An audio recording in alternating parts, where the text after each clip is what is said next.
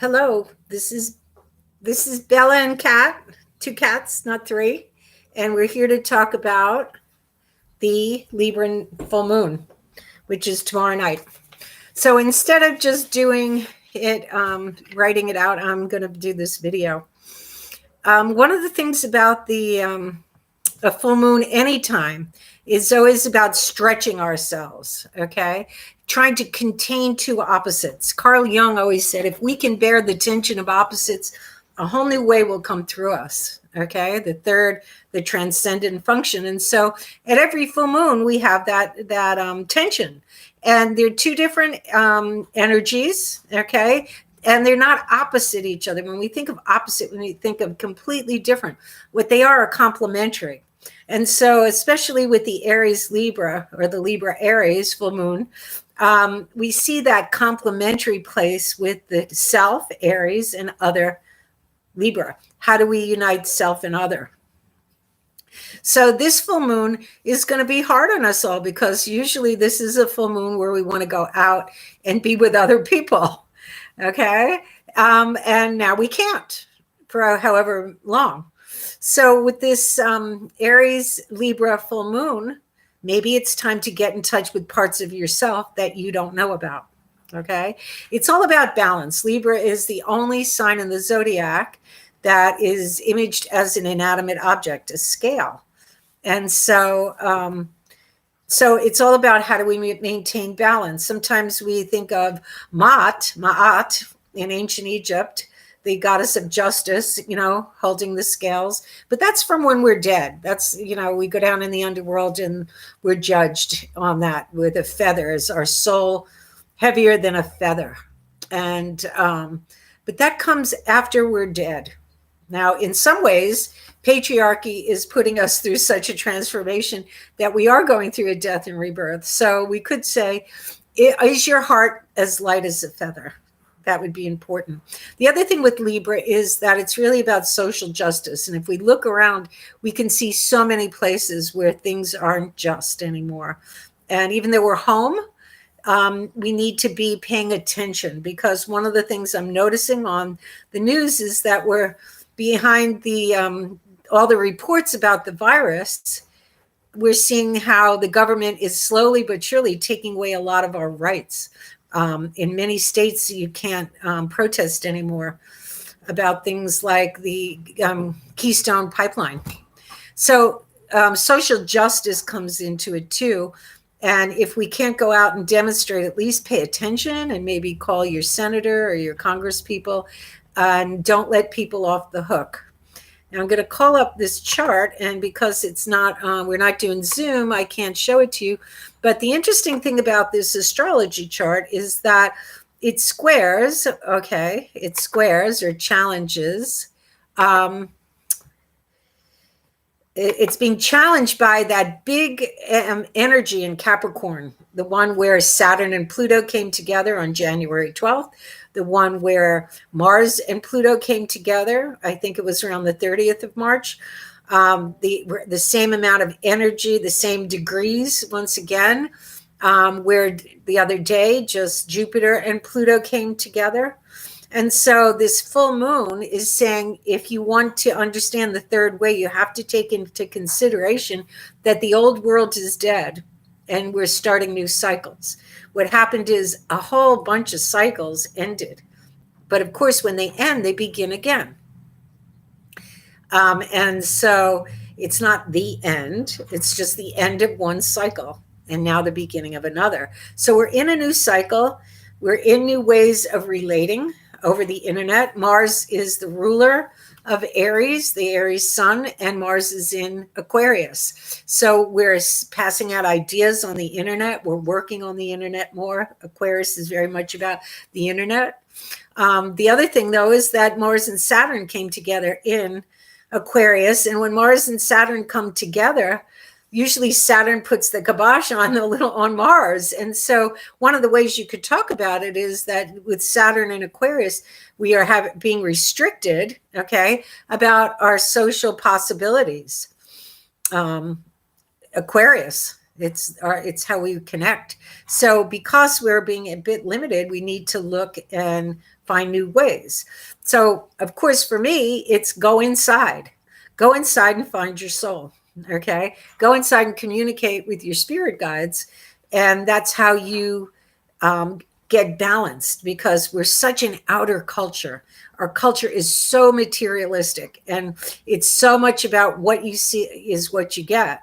And that's not the truth. And we've known that for millennia, but our culture doesn't want to believe it. And so we need to look inside, which is where the feminine resides, and start to listen to our imagination, to our dreams. Those are other things that need social justice in a way. We need to give our feminine side equality with our masculine side. So here you have Mars ruling the Aries sun, and you have Venus ruling the Libra moon, and Venus is in Gemini. And so it's about learning more to, go out and keep learning new things and connecting things up and understanding things better. Venus is going to go retrograde in Gemini in a month or so, and then Mars is going to go into Aries in August, and in July and August, and then it's going to go retrograde too. So both Venus and Mars are going retrograde this summer, which is a whole other thing that we'll talk about.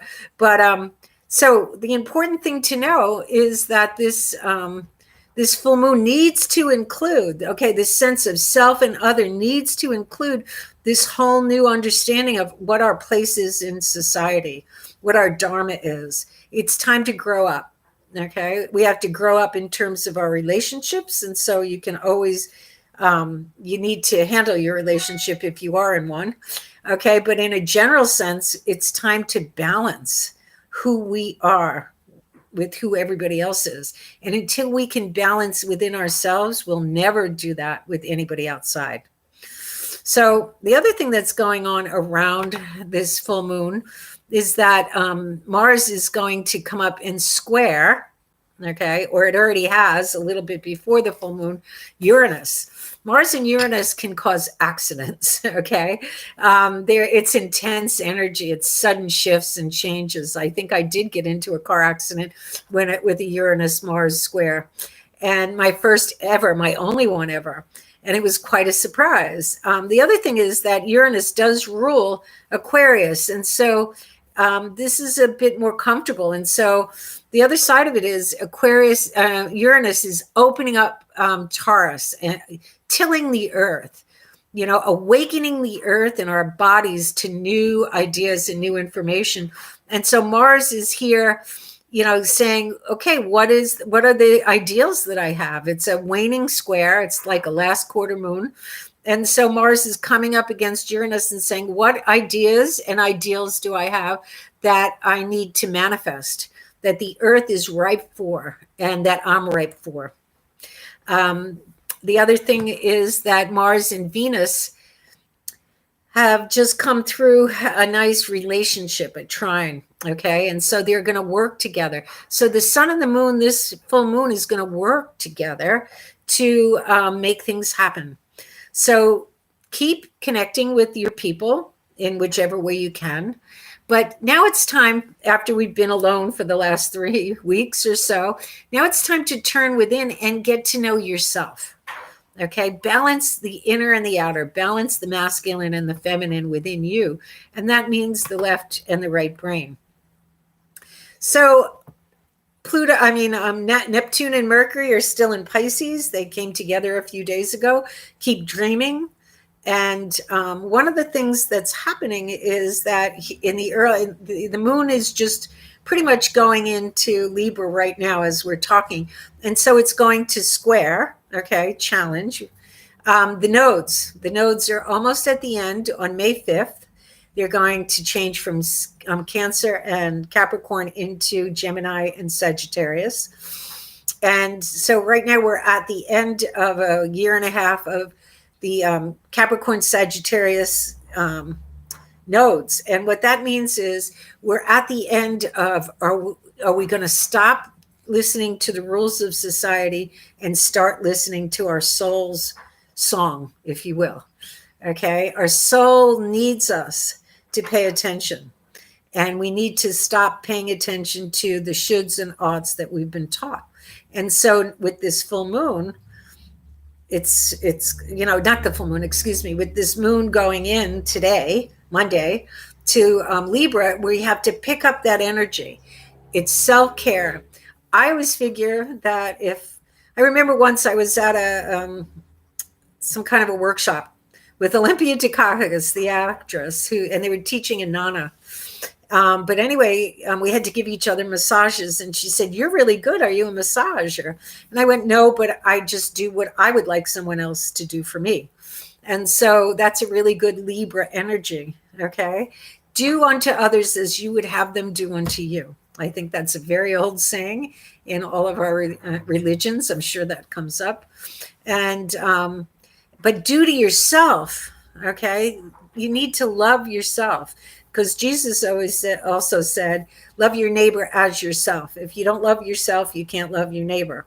So that's your job, is to come into some kind of reconciliation with who you are.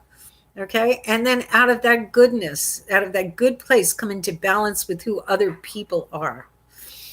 And come into balance with what's going on inside you. Okay. I think I have everything. Bella is playing, so I'm not going to bring her back on. But this is Kat Pagano from Two Cats or Three Cats. My other cat's busy writing an astrology book.